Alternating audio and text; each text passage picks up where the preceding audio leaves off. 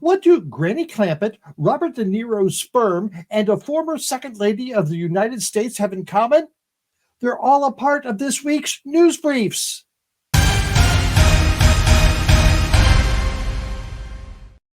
This week, a United States Senator representing the state of Tennessee, Marcia, you can call me Karen, Blackburn, offered a solution to school shootings.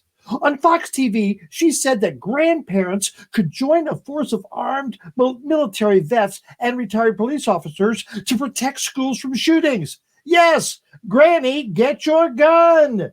She was promoting her Safe Schools Act, which would supply $900 million to harden schools with more security. This bill would provide fortressing protection, including bulletproof doors and the film-on windows to the schools. Nothing in this bill mentions any type of gun reform. California governor and man who looks like he plays presidents on TV, Gavin Newsom, has called out Blackburn for voting against gun safety laws and accepting over $1 million in donations from the NRA. Blackburn voted against the bipartisan Safer Communities Act, stating that the gun control bill would erode Americans' constitutional right to bear arms. The measure provides states to implement so-called red flag laws, which allow for the temporary confiscation of firearms from individuals who are deemed threats to themselves or others, as well as other crisis intervention programs. But don't worry, Meemaw and Pawpaw will be there to protect the kids. From Granny Get Your Gun to Grampy's Having Fun.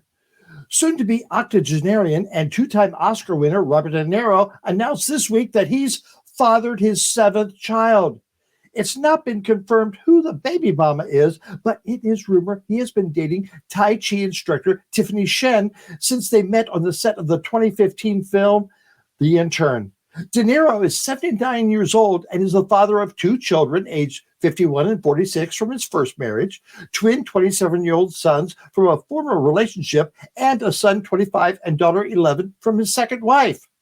The actor is making the rounds promoting his new film, and I kid you not, about my father. And now from father to mother. Former Second Lady Karen, my husband calls me Mother, Pence, and yes, Karen is her well-deserved first name, has a book that's coming out in September and sure to hit the bargain bin by Halloween. The book is called When It's Your Turn to Serve, Experiencing God's Grace in His Calling for Your Life. If God called Karen, it must have been a bad connection because her beliefs aren't anything like godlike.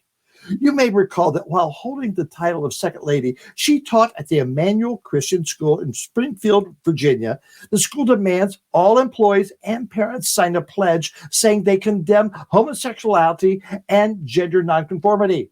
It also demands parents sign an agreement that states their kids can be expelled if anyone in their family is caught participating in, supporting, or condoning sexual immorality, homosexual activity, or bisexual activity.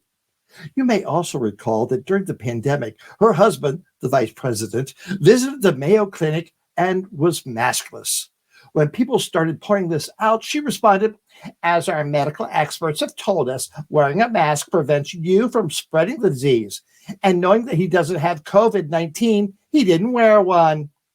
The Mayo Clinic countered by assuring the public that the vice president was aware of their policy that, just like everywhere else in the world at the time, a mask was mandatory on their premises. Do you think we should get Karen on Amber Live to promote her book? And that's this week's News Briefs.